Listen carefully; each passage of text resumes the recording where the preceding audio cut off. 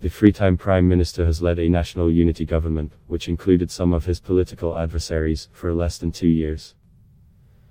In recent months, the country saw rapid economic deterioration, ballooning debt and rising prices. On October 17, the government proposed imposing a tax on WhatsApp calls, along with other austerity measures, sparking nationwide protests that paralyzed the country. Lebanon has been under lockdown since the protests began. Banks and schools have been closed for 12 days, while protesters blocked major routes throughout the tiny eastern Mediterranean nation.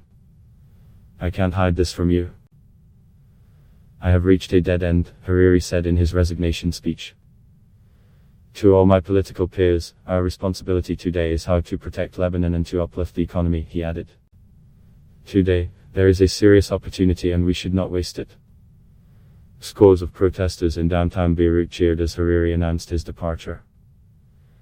At their peak, hundreds of thousands of people took to the streets to protest government corruption on Sunday.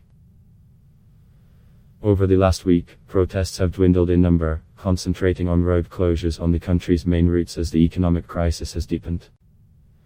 Chaos in downtown Beirut. Hariri's announcement came hours after chaos broke out in downtown Beirut when a mob stormed into the capital's main protest site, setting parts of it alight and tearing up tents on Tuesday afternoon.